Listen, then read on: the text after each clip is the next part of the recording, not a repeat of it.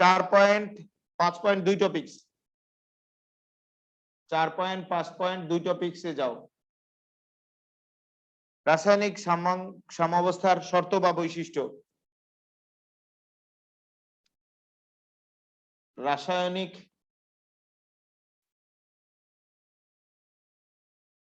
সাম্যাবস্থার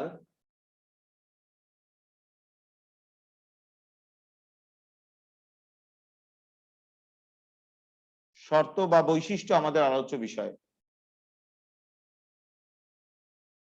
পেলা সবাই?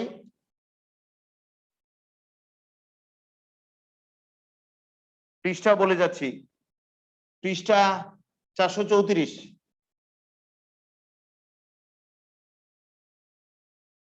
পেয়েছো? জি স্যার। এটা লেখো, ভেরি ইম্পর্টেন্ট, ভেরি ইম্পর্টেন্ট লেখো টপিকসের কোনায়।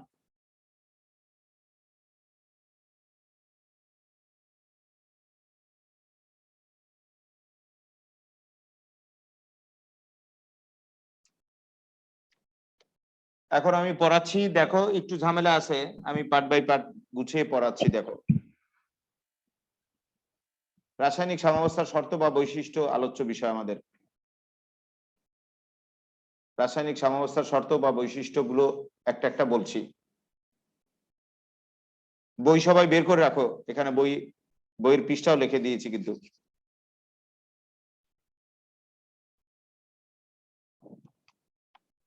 রাসায়নিক সাম্যাবস্থার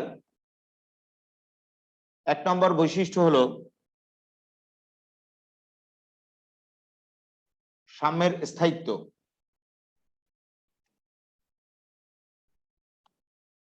সাম্যের অর্থাৎ সাম্যাবস্থার স্থায়িত্ব থাকবে।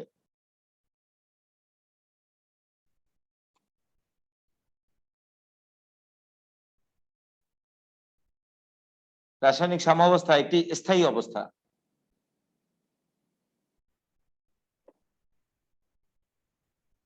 কোন বিক্রিয়া একবার সাম্যাবস্থায় পৌঁছালে তা চিরকাল ওই একই অবস্থায় থাকবে, যদি না বাহ্যিক অবস্থা তাপচাপ ঘনমাত্রার পরিবর্তন করা না হয়।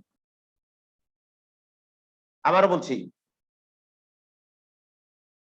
রাসায়নিক সাম্যাবস্থার স্থায়িত্ব 1 নম্বর বৈশিষ্ট্য আমাদের আলোচ্য বিষয়। রাসায়নিক সাম্যাবস্থা একটি স্থায়ী অবস্থা। কোন বিক্রিয়া একবার সাম্যাবস্থায় পৌঁছালে চিরকাল ওই একই অবস্থায় থাকবে, যদি না বাহ্যিক অবস্থা তাপচাপ ঘনমাত্রার পরিবর্তন করা না হয়। একটা উদাহরণ দেখো,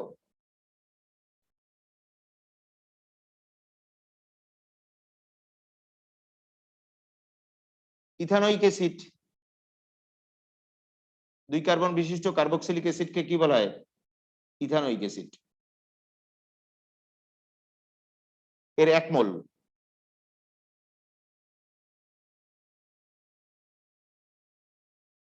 এর সাথে ইথানল, 2 কার্বন বিশিষ্ট অ্যালকোহলকে বলা হয় ইথানল, এর 1 মোল মিশ্রিত করে মিশ্রণটাকে 100 ডিগ্রি সেলসিয়াস তাপমাত্রায় উত্তপ্ত করা হলো। 100 ডিগ্রি সেলসিয়াস তাপমাত্রায় কেন উত্তপ্ত করা হলো? এই বিক্রিয়াটি ঘটে হলো 100 ডিগ্রি সেলসিয়াস তাপমাত্রায়, তাই 100 ডিগ্রি সেলসিয়াস তাপমাত্রায় উত্তপ্ত করা হলো। উত্তপ্ত করে দেখা গেছে এই বিক্রিয়ায় ইথাইল ইথানয়েড উৎপন্ন হয়।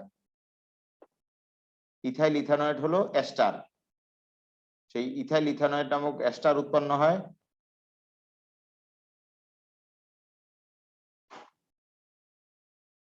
প্লাস আরেকটা বাই প্রোডাক্ট পানি উৎপন্ন হয়।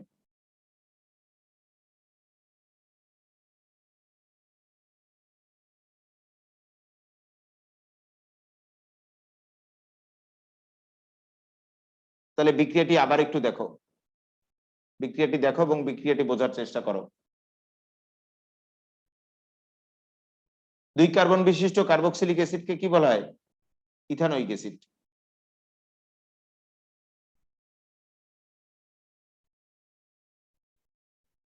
এর 1 মোল নেওয়া হয়েছে, এর সাথে 2 কার্বন বিশিষ্ট অ্যালকোহলকে বলা হয় ইথানল, সেই ইথানলের 1 মোল নেওয়া হয়েছে। 2 কার্বন বিশিষ্ট অ্যালকোহল কিন্তু ইথানল।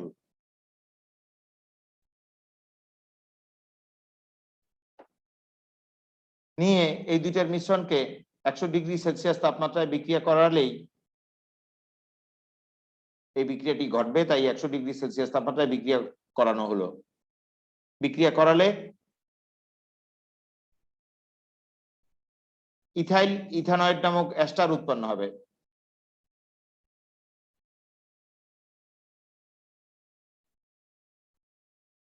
আর পানি উৎপন্ন হবে।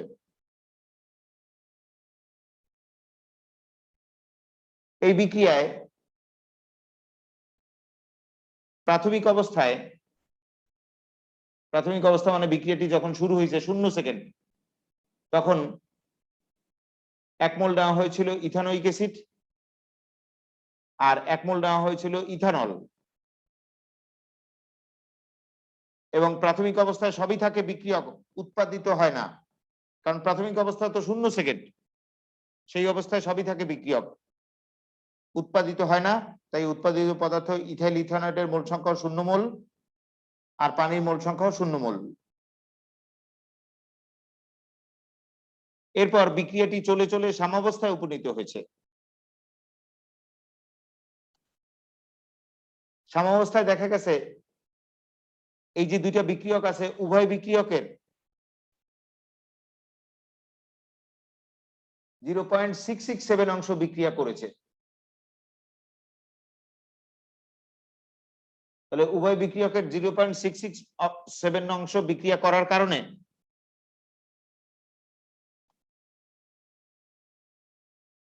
ইথানোয়িক অ্যাসিডের যে 1 মোল ছিল সেই 1 মোল থেকে কমে গেছে 0.667 অংশ,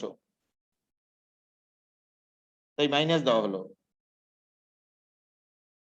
আবার এটার যে 1 মোল ছিল সেই 1 মোল থেকে কমে গেছে 0.667 মোল।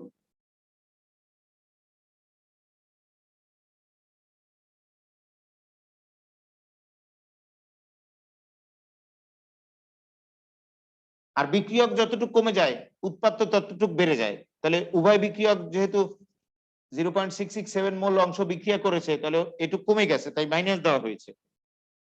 বিপরীত ক্রমে যেটুক বিক্রিয়ক কমে গেছে যত মোল, ততটুকু উৎপাদ তো বেড়ে যাবে। তাহলে উৎপাদ ইথাইল ইথানয়েড কি 0.667 মোল তৈরি হয়েছে, আর পানি এটাও 0.667 মোল তৈরি হয়েছে।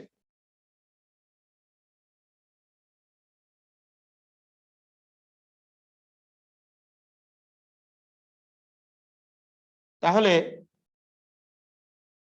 এই বিক্রিয়কটি সাম্যাবস্থায় অবশিষ্ট রইল কত? 0.333 মোল।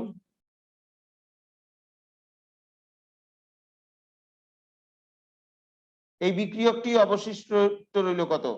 0.333 মোল।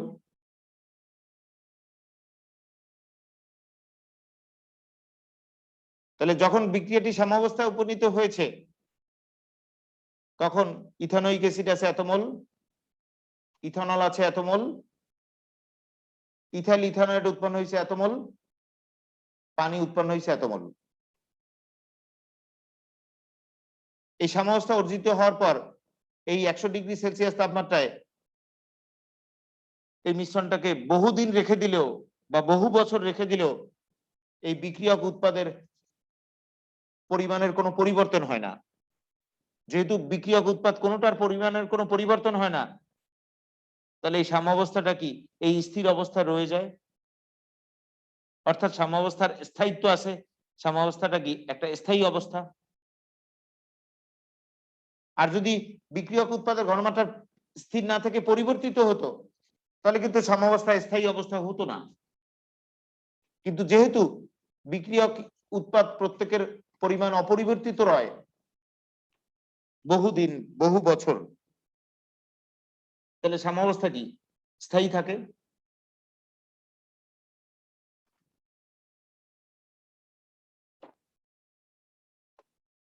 তাহলে বিষয়টা আমি আবার বলছি, আবার একটু ক্লিয়ার হও সবাই। সাম্যাবস্থার 1 নম্বর বৈশিষ্ট্য হলো রাসায়নিক সাম্যাবস্থা স্থায়ী, অর্থাৎ রাসায়নিক সাম্যের স্থায়িত্ব আছে।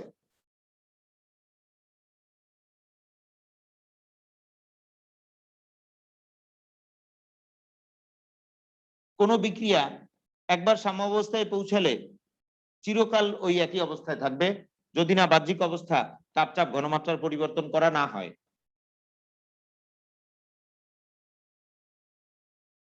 এই বিষয়টা আমরা একটা উদাহরণের সাহায্যে দেখব।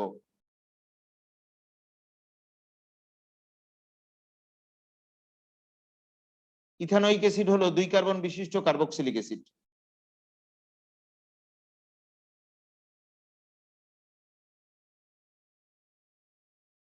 ইথানোয়িক অ্যাসিড এর 1 মোল,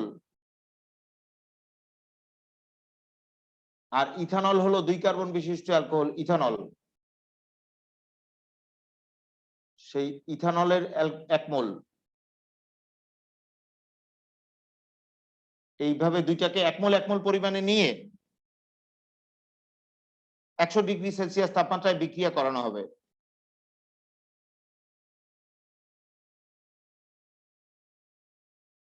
বিক্রিয়া করালে দেখা যাবে এদের পারস্পরিক বিক্রিয়ায় ইথাইল ইথানয়েড তৈরি হবে,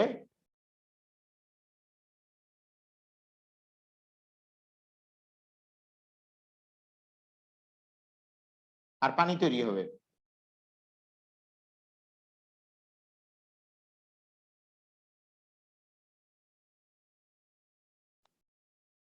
এই বিক্রিয়ায় প্রাথমিক অবস্থায় অর্থাৎ বিক্রিয়াটি যখন শুরু হয়েছে 0 সেকেন্ডে, সেই 0 সেকেন্ডে অর্থাৎ প্রাথমিক অবস্থায়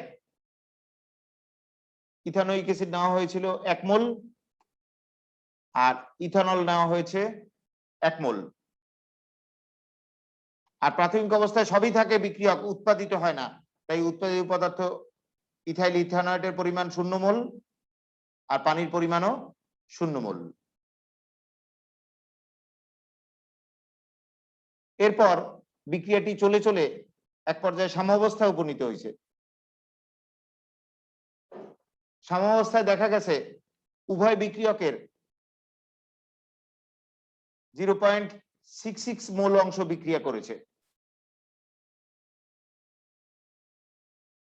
তাহলে উভয় বিক্রিয়কের 0.66 মোল অংশ বিক্রিয়া করার কারণে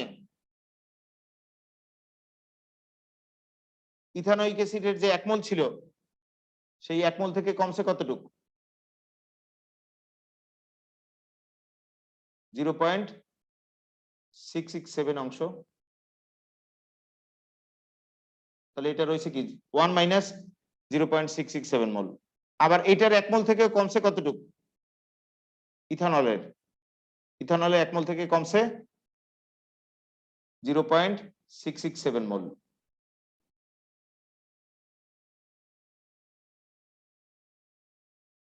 এইভাবে উভয় বিক্রিয়কের 0.66 মোল অংশ বিক্রিয়া করেছে, আর বিক্রিয়কের যত অংশ বিক্রিয়া করেছে তত অংশ তো কমে গেছে, কারণ বিক্রিয়ক কমে গিয়ে তো উৎপাদে পরিণত হয় যতটুকু বিক্রিয়া করে। কথাটি আবার বলছি, যেহেতু উভয় বিক্রিয়কের 0.66 মোল অংশ বিক্রিয়া করেছে, তাই উভয় বিক্রিয়ক যে মোট পরিমাণ ছিল 1 মোল, সেই 1 মোল থেকে 0.667 মোল কমে গেছে। আর বিক্রিয়ক যত মোল বিক্রিয়া করেছে তত মোল উৎপাদ তৈরি হয়েছে। তাহলে যেহেতু উভয় বিক্রিয়ক 0.667 মোল বিক্রিয়া করেছে, তাহলে উৎপাদও তৈরি হয়েছে 0.667 মোল, অর্থাৎ ইথাইল ইথানয়েড উৎপন্ন হয়েছে 0.667 মোল এবং পানি সেটাও উৎপন্ন হয়েছে 0.667 মোল।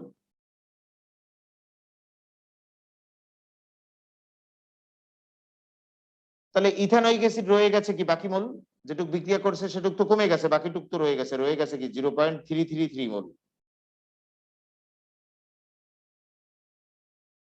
পানিও রয়ে গেছে কতটুক বাকি মোল? 0.333 মোল।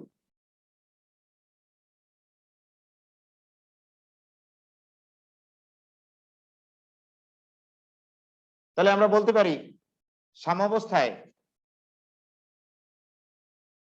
ইথানোয়িক অ্যাসিড এত মোল, ইথানল এত মোল থাকে, আর ইথাইল ইথানয়েড এত মোল, আর পানি এত মোল থাকে।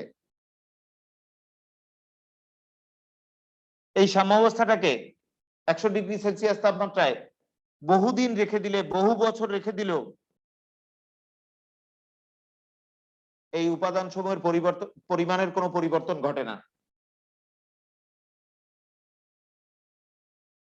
তাহলে আমরা বলতে পারি কি সাম্যাবস্থা একটি স্থায়ী অবস্থা, অর্থাৎ সাম্যাবস্থার স্থায়িত্ব আছে, নয়তো উপাদান সমূহের পরিমাণের পরিবর্তন ঘটতো। যেহেতু উপাদান সমূহের পরিমাণের পরিবর্তন ঘটে না, তাহলে সাম্যাবস্থাটা কি একটা স্থায়ী অবস্থা।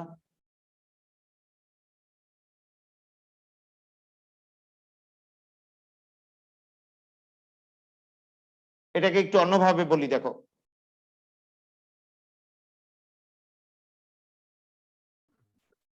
সাম্যাবস্থা একটি স্থায়ী অবস্থা, অর্থাৎ স্থিতিশীল থাকে।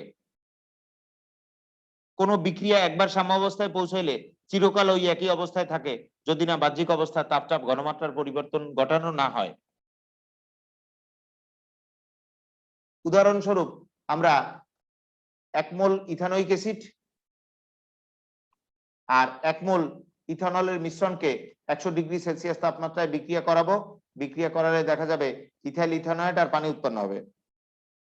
তাহলে প্রাথমিক অবস্থায় অর্থাৎ বিক্রিয়াটি যখন শুরু হয়েছে 0 সেকেন্ড, তখন ইথানোয়িক অ্যাসিড নেওয়া হয়েছিল 1 মোল আর ইথানল নেওয়া হয়েছিল 1 মোল। আর প্রাথমিক অবস্থায় 0 সেকেন্ডে সবই বিক্রিয়ক ছিল, উৎপাদিত হয় নাই। তাই উৎপাদিত পদার্থ ইথাইল ইথানয়েড 0 মোল আর পানি 0 মোল। এরপর বিক্রিয়াটি চলে চলে এক পর্যায়ে সাম্যাবস্থায় আসছে। সাম্যাবস্থায় উভয় বিক্রিয়কের 0.667 মোল বিক্রিয়া করেছে।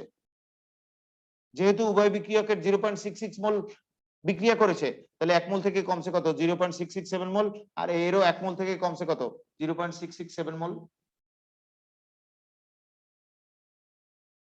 বিক্রিয়ক যেটুকু বিক্রিয়া করেছে, যেটুকু কমে গেছে, সেটুকুতে উৎপাদ তৈরি হয়েছে। তাহলে উভয় বিক্রিয়ক যতটুকু কমে গেছে ততটুকু উৎপাদ তৈরি হয়েছে।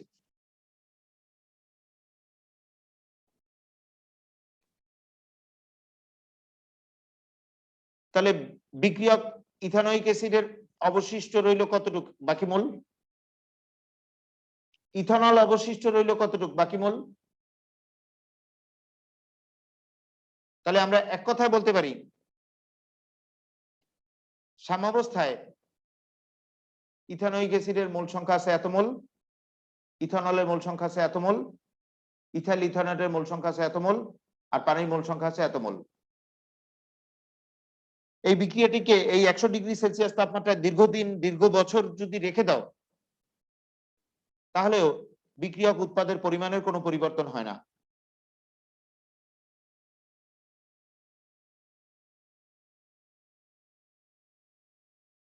তার মানে কি সাম্যাবস্থা একটি স্থায়ী অবস্থা, পরিবর্তনশীল নয়। কারণ পরিবর্তনশীল হলে বিক্রিয়ক উৎপাদের পরিমাণের তো পরিবর্তন ঘটতো। যেহেতু বিক্রিয়ক উৎপাদের পরিমাণের পরিবর্তন ঘটে না, তাহলে সাম্যাবস্থা কি স্থায়ী অবস্থা। পড়ো, বই ধরে পড়ো, না বুঝলে বলবা। ক নম্বর পয়েন্ট পড়ো, এতক্ষণ বসে ক নম্বর পয়েন্ট পড়িয়েছি। 2 নম্বর পয়েন্ট দেখো, সাম্যাবস্থার 2 নম্বর বৈশিষ্ট্য হলো উভয় দিক থেকে সাম্যের সুগম্যতা আছে। উভয় দিক থেকে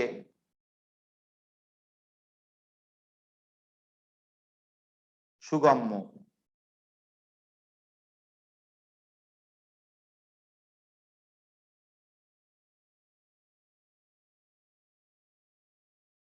উভয় দিক থেকে সাম্যাবস্থা সুগম্য, এ দ্বারা বোঝানো হয়েছে বিক্রিয়ক দ্রব্য নিয়ে যে সাম্যাবস্থায় উপনীত হওয়া যায়, উৎপাদ দ্রব্য নিয়ে ওই একই সাম্যাবস্থায় উপনীত হওয়া যায়। আর তোমাদের বিদ্যুৎ স্ফুলিঙ্গের বিষয়টা তো জানা আছে। আগুনের ফুলকা এটা হলো স্ফুলিঙ্গ, এটা যদি বিদ্যুৎ থেকে তৈরি হয় তাহলে এটাকে বলে বিদ্যুৎ স্ফুলিঙ্গ। তাহলে আগুনের ফুলকা হলো বিদ্যুৎ স্ফুলিঙ্গ, ভুল বললাম, আগুনের ফুলকা হলো স্ফুলিঙ্গ, এটি যদি বিদ্যুৎ থেকে তৈরি হয় তাহলে এটাকে বলে বিদ্যুৎ স্ফুলিঙ্গ। এই যে বাসায় যে চুলা ধরানো হয়, সেই চুলা ধরানোর সময় দেখবে একটা ফুলকা বের হয়, ফুলকায় জ্বালানিতে আগুন ধরে, এই ফুলকাটাই হলো স্ফুলিঙ্গ। এই স্ফুলিঙ্গ বিদ্যুৎ থেকে তৈরি করলে এটাকে বলে বিদ্যুৎ স্ফুলিঙ্গ বা ইলেকট্রিক স্পার্ক।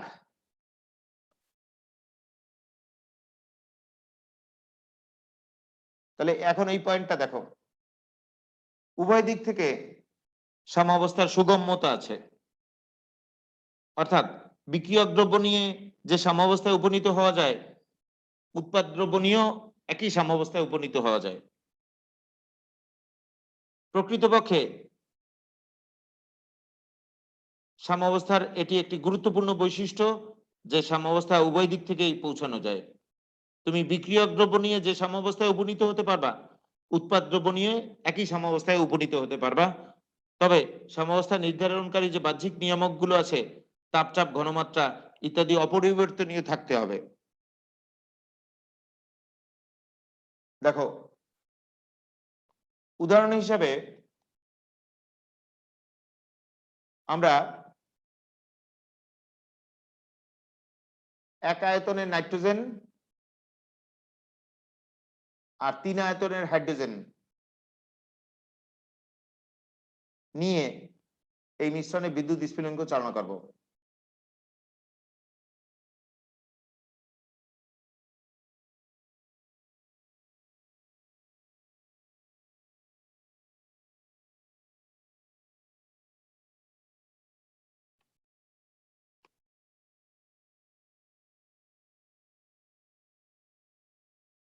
চালনা করলেই নাইট্রোজেন ও হাইড্রোজেনের বিক্রিয়া অ্যামোনিয়া তৈরি হবে। অ্যামোনিয়া উৎপন্ন হবে 2 আয়তন।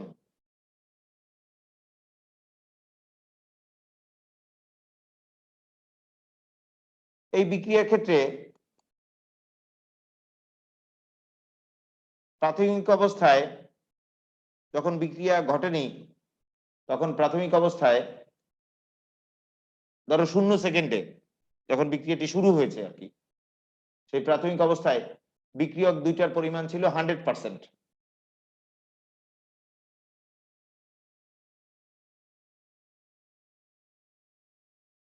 এরপর বিদ্যুৎ স্ফুলিঙ্গ করার ফলে বিক্রিয়া ঘটছে এবং অ্যামোনিয়া তৈরি হয়েছে,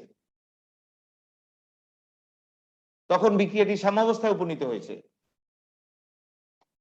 সেই সাম্যাবস্থায়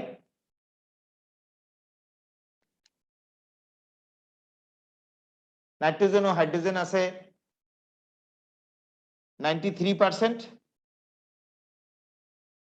আর অ্যামোনিয়া তৈরি হয়েছে 7%। তাহলে বিক্রিয়ক দ্রব্য নাইট্রোজেন ও হাইড্রোজেন নিয়ে যে সাম্যাবস্থায় উপনীত হলো,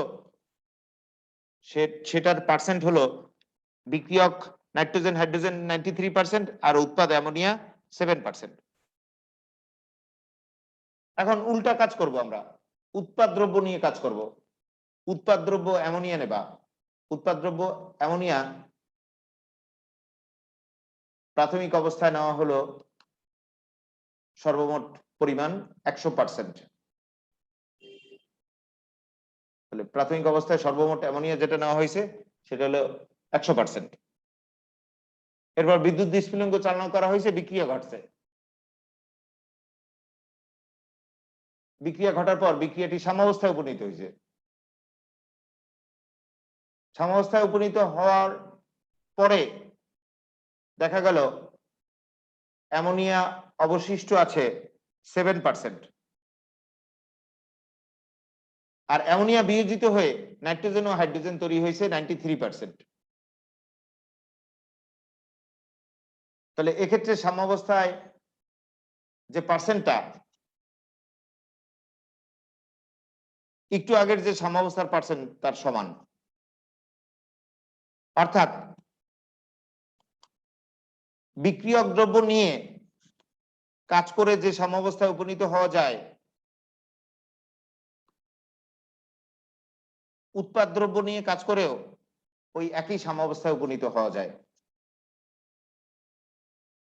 তাহলে সাম্যাবস্থা কি? বিক্রিয়ক দ্রব্য উৎপাদ দ্রব্য না যাই না কেন সুগম্য একই সাম্যাবস্থায় গমন করা যাবে।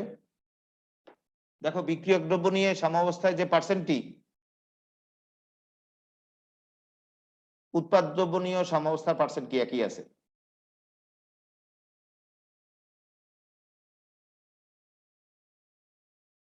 তাহলে বিক্রিয়ক দ্রব্য নিয়ে যে সাম্যাবস্থায় গমন করা যায়, উৎপাদ দ্রব্য নিয়ে একই সাম্যাবস্থায় গমন করা যায়।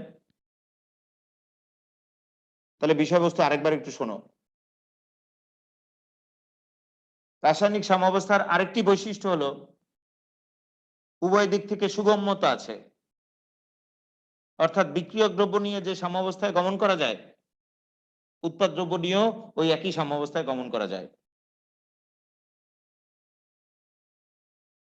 তবে এই ক্ষেত্রে সাম্যাবস্থা নির্ধারণকারী যে বাহ্যিক নিয়ামক আছে, তাপচাপ ঘনমাত্রা, সেগুলো অপরিবর্তিত থাকতে হবে।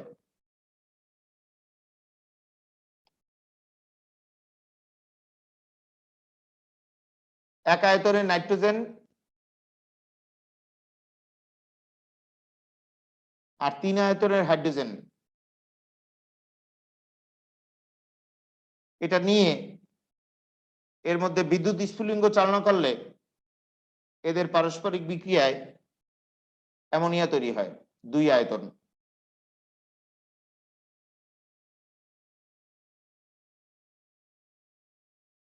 বলতে পারো স্যার বিদ্যুৎ স্ফুলিঙ্গ কি?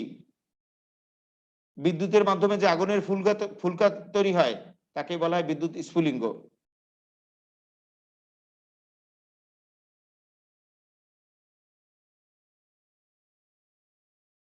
এক্ষেত্রে এক আয়তনের নাইট্রোজেন, 3 আয়তনের হাইড্রোজেন, এই দুইটার মিশ্রণ প্রাথমিক অবস্থায় নেওয়া হয়েছে। প্রাথমিক অবস্থায় বিক্রিয়ক দুইটার সর্বমোট পরিমাণ ছিল 100% ধরলাম।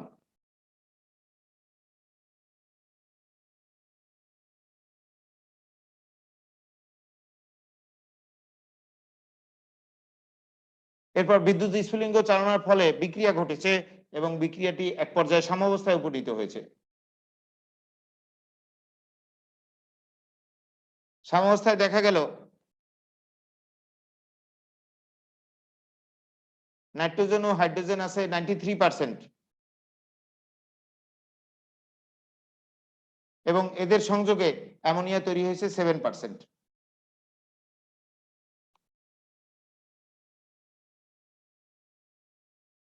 বিপরীত কাজ করতে পারো তুমি।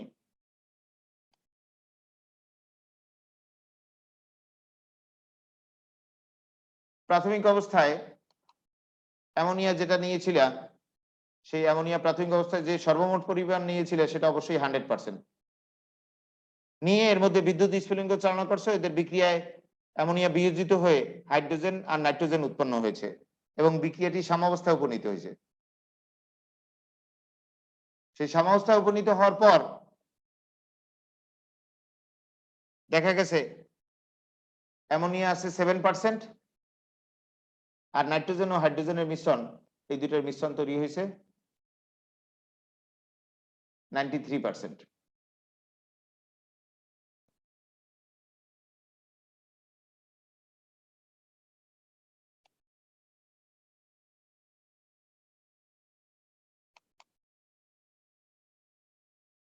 তাহলে বিক্রিয়ক দ্রব্য নিয়ে যে সাম্যাবস্থায় উপনীত হওয়া গেল,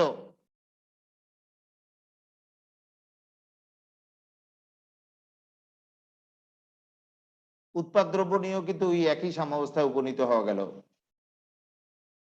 তাহলে সাম্যাবস্থা কি? উভয় দিক থেকে সুগম্য। বিক্রিয়ক দ্রব্য নিয়ে যে সাম্যাবস্থায় উপনীত হওয়া যায়, উৎপাদ দ্রব্য নিয়েও এই একই সাম্যাবস্থায় উপনীত হওয়া যায়। তাহলে এখান থেকে কি শিখলা? দেখো, প্রকৃতপক্ষে সাম্যাবস্থার এমন একটি বৈশিষ্ট্য আছে যে সাম্যাবস্থায় উভয় দিক থেকে যাওয়া যায়, অর্থাৎ বিক্রিয়ক দ্রব্য নিয়েও যে সাম্যাবস্থায় পৌঁছানো যায়, উৎপাদ দ্রব্য নিয়েও ওই একই সাম্যাবস্থায় পৌঁছানো যায়। তবে এক্ষেত্রে সাম্যাবস্থা নির্ধারণকারী যে বাহ্যিক অবস্থাগুলো আছে তাপচাপ, ঘনমাত্রা এগুলো অপরিবর্তনীয় থাকতে হবে। উদাহরণস্বরূপ আমরা 1 আয়তনের নাইট্রোজেন আর 3 আয়তনের হাইড্রোজেনের মিশ্রণের মধ্যে বিদ্যুৎ স্ফুলিঙ্গ চালনা করব। চালনা করলেই বিদ্যুৎ স্ফুলিঙ্গের ফলে এদের বিক্রিয়া ঘটবে।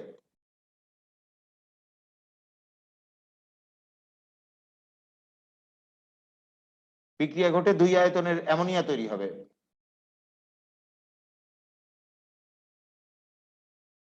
এক্ষেত্রে বিক্রিয়কের দিক থেকে যদি তুমি বিক্রিয়াটি শুরু করো, অর্থাৎ নাইট্রোজেন আর হাইড্রোজেন নিয়ে যদি কাজ শুরু করো, তাহলে প্রাথমিক অবস্থায় নিয়েছিল নাইট্রোজেন হাইড্রোজেন যে সর্বমোট পরিমাণ সেটা ছিল 100%। এরপর বিদ্যুৎ স্ফুলিঙ্গ চালনা করছো, বিক্রিয়া ঘটছে, বিক্রিয়া ঘটে বিক্রিয়াটি সাম্যাবস্থায় উপনীত হয়েছে। সাম্যাবস্থায় উপনীত হওয়ার পরে দেখা গেছে নাইট্রোজেন হাইড্রোজেন আছে 93%, আর উৎপাদিত পদার্থ অ্যামোনিয়া আছে 7%।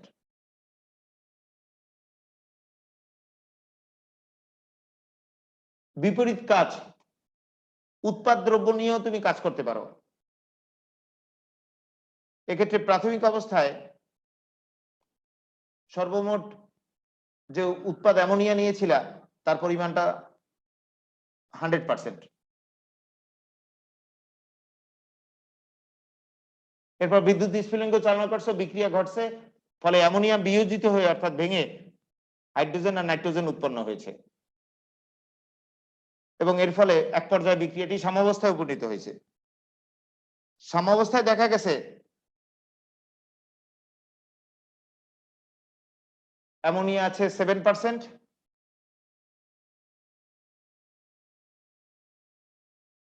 আর নাইট্রোজেন হাইড্রোজেন উৎপন্ন হয়েছে 93%।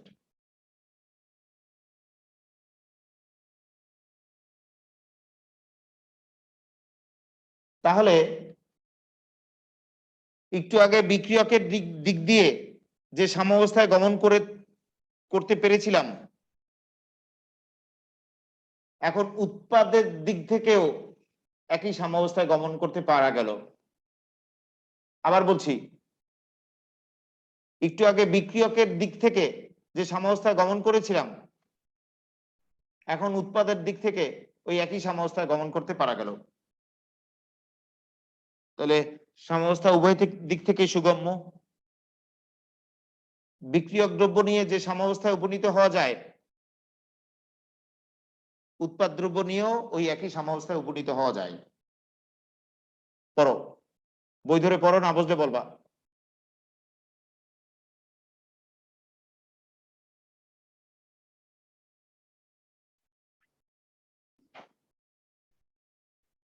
এই পয়েন্টটা খুব পরীক্ষা আসে, ভালো করে দেখে নাও, ভালো করে বুঝে নাও। 3 নম্বর সাম্যাবস্থার বৈশিষ্ট্য হলো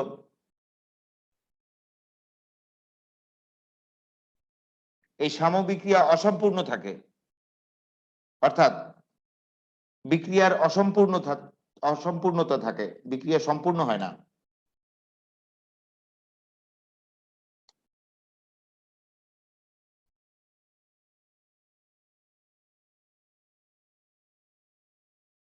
তাহলে সাম্যাবস্থার আরেকটা বৈশিষ্ট্য হলো সাম্যবিক্রিয়া অসম্পূর্ণ থাকে, বিক্রিয়া সম্পূর্ণ হয় না, কমপ্লিট হয় না। এক্ষেত্রে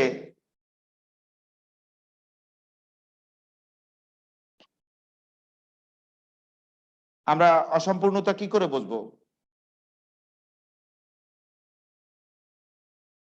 এবি বিক্রিয়ক উভয়মুখী সাম্যবিক্রিয়ায় ধরলাম সিডি উৎপাদ তৈরি করছে।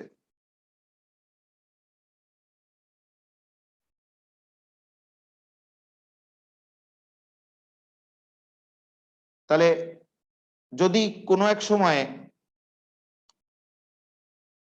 বিক্রিয়ক দুইটার পরিমাণ শূন্য হয়ে যেত, নাই হয়ে যেত, বিক্রিয়ক শূন্য পরিমাণ, তাহলে কি সবই উৎপাদিত হতো? তখন তুমি বুঝতা যে বিক্রিয়াটি শেষ হয়েছে, সম্পূর্ণ হয়েছে। সেই অবস্থা কখনোই হয় না। অথবা উৎপাদের পরিমাণ 0%, তাহলে সবই বিক্রিয়ক আছে, তাহলে বিক্রিয়াটি হয় নাই, কারণ সবই আছে বিক্রিয়ক, উৎপাদ নাই। সেরূপও হয় না যে বিক্রিয়াটি হয় না তাও না, বিক্রিয়াটি অসম্পূর্ণ রয়ে যায়। বলো, তোমরা বলো, এটা উভয়মুখী বিক্রিয়া। এই বিক্রিয়ার ক্ষেত্রে যদি কোনো এক সময় বিক্রিয়ক শূন্য হয়ে যায়, তাহলে তো সবই উৎপন্ন হয়ে যায়, তাহলে বিক্রিয়াটা কি হয়েছে, তখন বিক্রিয়াটি কি হয়েছে বলা যায়, শেষ হয়েছে, অর্থাৎ সম্পূর্ণ হয়েছে। সেরূপ কখনোই হয় না।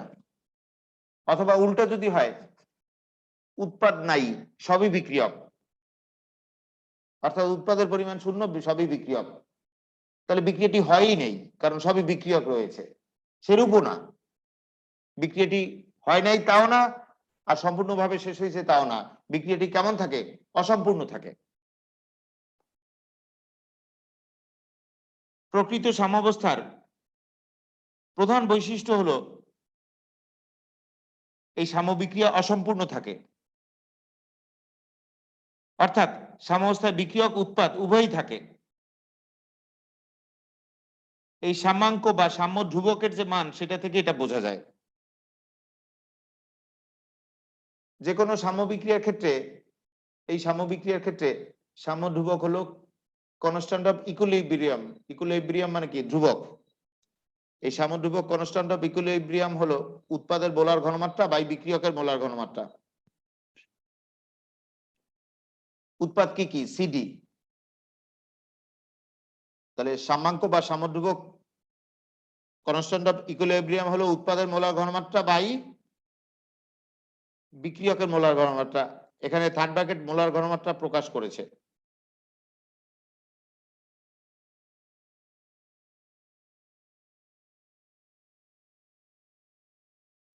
যদি এই সাম্যাঙ্ক বা সাম্য ধ্রুবকের মান 0 হতো,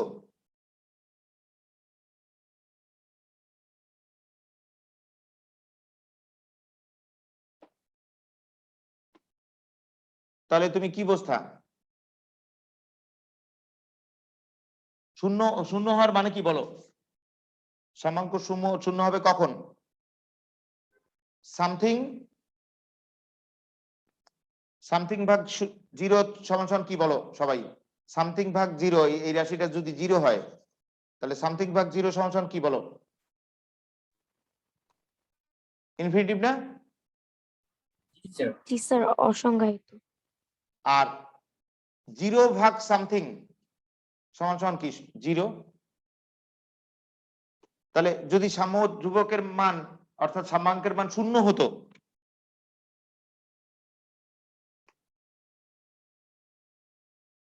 তাহলে তুমি বুঝতা যে উৎপাদের মোলার ঘনমাত্রা 0 হয়। তাই উৎপাদের মোলার ঘনমাত্রা নাই, উৎপাদের মোলার ঘনমাত্রা 0, তাই 0 ভাগ সামথিং সমান 0 হয় মানটি।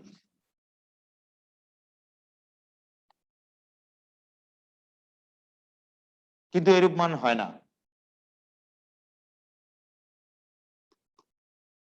উল্টা ব্যাপার, এই সাম্যাঙ্কের মান যদি অসীম হতো, তাহলে বুঝতা বিক্রিয়কের মোলার ঘনমাত্রা 0 হয়। কিন্তু অসীম তো হয় না, নট ইকুয়াল হয় না এটা। তাহলে যেহেতু সাম্য ধ্রুবকের মান 0 বা অসীম হয় না, তাহলে বিক্রিয়ক উৎপাদ একটাও 0 হয় না।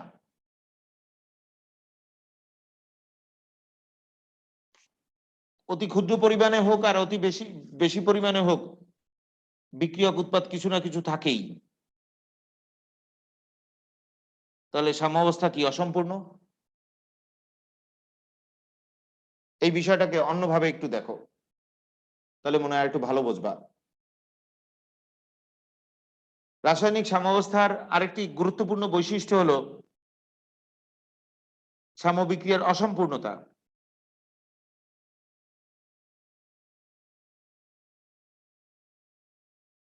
সাম্যবিক্রিয়া অসম্পূর্ণ।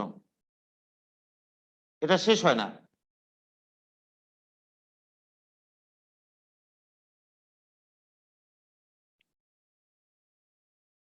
এক্ষেত্রে সাম্যাবস্থায় বিক্রিয়ক উৎপাদ উভয়ই থাকে, সেটা এই সাম্যাঙ্ক বা সাম্যধ্রুবকের মান থেকে বোঝা যায়। এই উভয়মুখী সাম্য বিক্রিয়া, যেখানে এবি বিক্রিয়ক, সিডি উৎপাদ,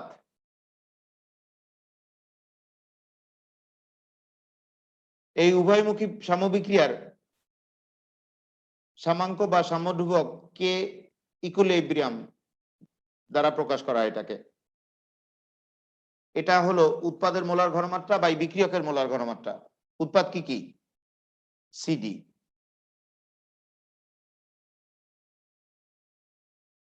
বিক্রিয়ক কি কি? এবি।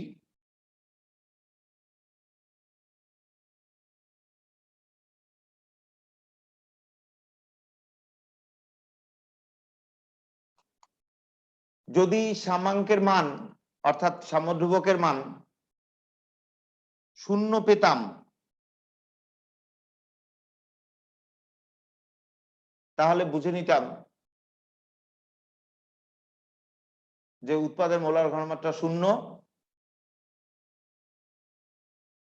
এই দুটো 0 হওয়ার কারণে 0 ভাগ সামথিং সমান 0 হতো, কিন্তু তা তো পাওয়া যায় না।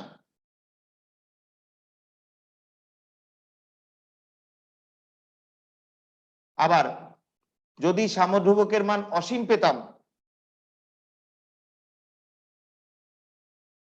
তাহলে বুঝে নিতাম বিক্রিয়কদের মোলার ঘনমাত্রা 0। তাই সামথিং ভাগ 0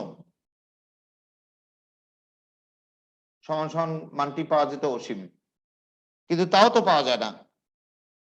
তাহলে 0 বা অসীম পাওয়া যায় না, তার মানে বিক্রিয়ক উৎপাদ একটারও পরিমাণ 0 হয় না। অর্থাৎ বিক্রিয়ক উৎপাদ দুইটাই সামান্য পরিমাণের রয়ে যায়, সেটা অল্প হোক আর বেশি হোক। তাহলে বিক্রিয়ক উৎপাদ দুইটাই যেহেতু রয়ে যায়, কোনোটাই 0 হয় না, তাহলে সাম্যাবস্থা কি অসম্পূর্ণ? এখন বলো, তোমরা বলবা, তোমরা রেসপন্স করবা আমার সাথে। রাসায়নিক সাম্যাবস্থার আরেকটি গুরুত্বপূর্ণ বৈশিষ্ট্য হলো সাম্যাবস্থা অসম্পূর্ণ। সাম্যাবস্থায় বিক্রিয়ক উৎপাদ উভয়ই থাকে, বিক্রিয়কের পরিমাণও 0 হয় না, উৎপাদের পরিমাণ তাও 0 হয় না, বিক্রিয়ক উৎপাদ দুইটাই থাকে। এটা এই সাম্যাঙ্কের মান থেকে স্পষ্টভাবে প্রমাণিত হয়। আর তোমরা তো জানো সাম্যাঙ্ক হলো উৎপাদের মোলার ঘনমাত্রা বাই বিক্রিয়কের মোলার ঘনমাত্রা। এই সাম্যাঙ্কের মান কখনো 0 হয় না। সাম্যাঙ্কের মান যদি 0 হতো,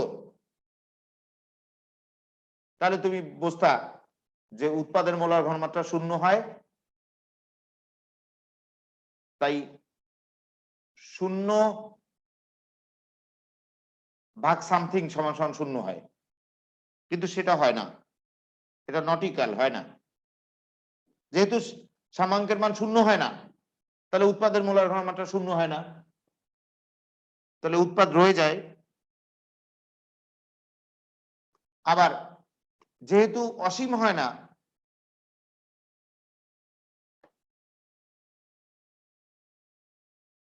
তাহলে বিক্রিয়কের মোলার ঘনমাত্রা সেটাও 0 হয় না, কারণ বিক্রিয়কের মোলার ঘনমাত্রা যদি 0 হতো, তাহলে সামথিং ভাগ 0 সমান সমান সাম্যধ্রুবকের মান অসীম পেতাম, কিন্তু তা তো হয় না, অসীম হয় না। তাহলে বিক্রিয়ক উৎপাদ একটারও পরিমাণ 0 হয় না, এই কারণে সাম্যধ্রুবকের মান 0 বা অসীম পাওয়া যায় না। তাহলে বিক্রিয়ক উৎপাদ দুইটাই কিছু না কিছু থাকে, কম বেশি যাই হোক। আর বিক্রিয়ক উৎপাদ দুইটাই যেহেতু থাকে, তাহলে সাম্যাবস্থা কি অসম্পূর্ণ? তাহলে এখান থেকে কি শিখলাম বলো, আমাকে আবার বলো, সবাই একটু বলো, এই এলোমেলো করে ফেলবা কিন্তু। প্রকৃত সাম্যাবস্থার একটা প্রধান বৈশিষ্ট্য হলো সাম্যবিক্রিয়া অসম্পূর্ণ, অর্থাৎ এই অবস্থায় বিক্রিয়ক উৎপাদ উভয়ই থাকে, একটার পরিমাণও শূন্য হয় না। এটা এই সাম্যাঙ্ক বা সাম্যধ্রুবকের মান থেকে বোঝা যায়। সাম্যধ্রুবকের মান যদি শূন্য পেতাম তাহলে বুঝতাম উৎপাদের মোলার ঘনমাত্রা শূন্য হয়েছে, কিন্তু সেটা তো পাওয়া যায় না। সাম্যধ্রুবকের মান যদি অসীম পেতাম তাহলে বুঝতাম বিক্রিয়কের মোলার ঘনমাত্রা শূন্য হয়েছে,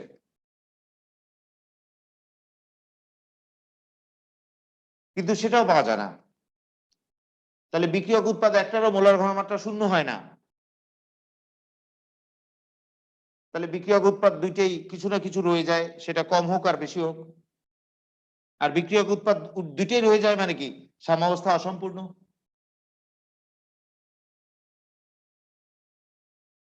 আর অসম্পূর্ণতা আমরা এইভাবেও দেখতে পারি, কোন বিক্রিয়ায় যদি বিক্রিয়ক নাই হয়ে যায়, শূন্য হয়ে যায়, তাহলে তো সব উৎপন্ন হয়ে গেছে সম্পূর্ণ,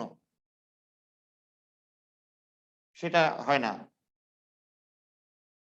আবার উৎপাদ যদি নাই হয়ে যায় অর্থাৎ শূন্য হয়ে যায়, তাহলে তো সবই বিক্রিয়ক রয়ে গেছে, তাহলে বিক্রিয়াটিই হয় নাই, তাও হয় না।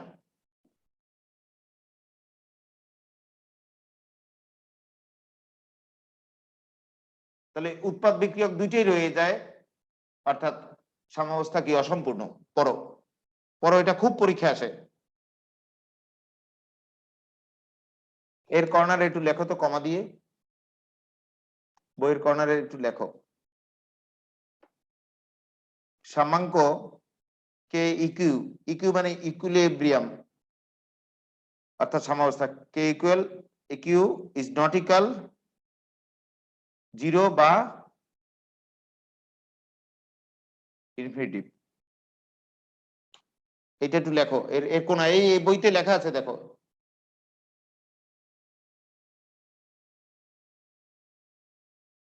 এই কোন এটুকু এটুকু একটু লিখে নাও, তাহলে একটু বুঝতে সুবিধা হবে পরে। অর্থাৎ সাম্যধ্রুবক বা সাম্যাঙ্কর মান শূন্য বা অসীম পাওয়া যায় না, নট ইকুয়াল শূন্য বা অসীম, এভাবে একটু লেখো।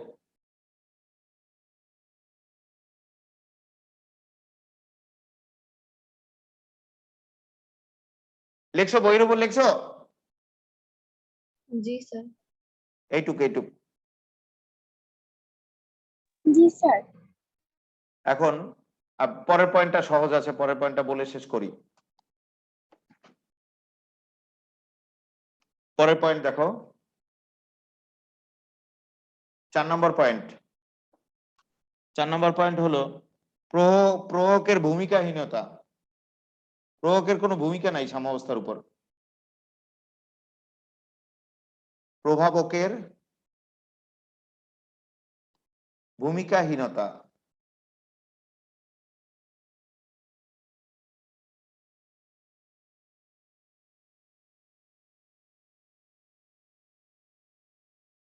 রাসায়নিক সাম্যাবস্থার উপর প্রভাবকের কোনো ভূমিকা নাই, অর্থাৎ প্রভাব থাকলেও যে সাম্যাবস্থা অর্জিত হবে, না থাকলেও একই সাম্যাবস্থা অর্জিত হবে।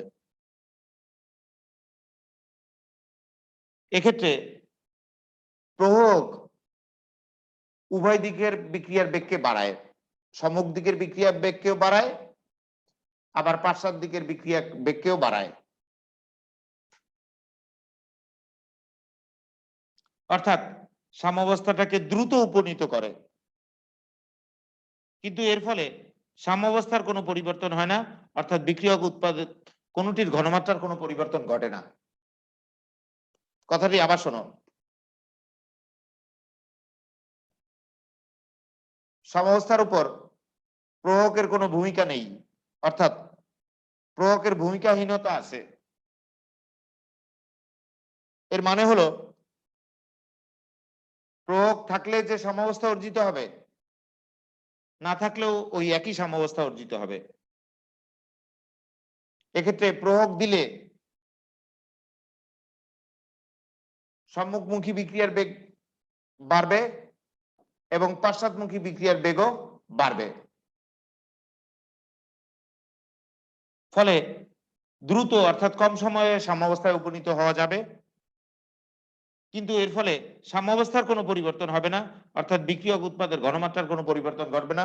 বিক্রিয়ক উৎপাদ প্রয়োগ দিলেও যেরূপ যেরূপ হতো, না দিলেও সেরূপই হবে। তাহলে এখান থেকে কি শিখলাম, একটু অন্য ভাবে শোনো। সাম্যাবস্থার উপর প্রয়োগের কোনো ভূমিকা নেই, অর্থাৎ প্রয়োগ সাম্যাবস্থার উপর ভূমিকাহীন থাকে। প্রয়োগ দিলেও যে সাম্যাবস্থা, না দিলেও ওই একই সাম্যাবস্থা অর্জিত হবে। কিন্তু প্রয়োগ দিলে সম্মুখমুখী বিক্রিয়ার বেগ যে হারে বাড়ে, একই অনুপাতে পশ্চাৎমুখী বিক্রিয়ার বেগ বাড়ে, ফলে দ্রুত সাম্যাবস্থায় উপনীত হওয়া যায়। কিন্তু এক্ষেত্রে সাম্যাবস্থার কোনো পরিবর্তন হয় না, অর্থাৎ বিক্রিয়ক উৎপাদের ঘনমাত্রার কোনো পরিবর্তন হয় না। প্রয়োগ না দিলেও যে বিক্রিয়ক উৎপাদ তৈরি হবে, প্রয়োগ দিলেও ওই একই বিক্রিয়ক উৎপাদ তৈরি হবে। প্রয়োগ দিলে ব্যাপারটা ফাস্ট হবে, আর প্রয়োগ না দিলে ব্যাপারটা স্লো ঘটবে। পড়ো তো, পড়ো, 1 মিনিট লাগবে পড়তে, পড়ো।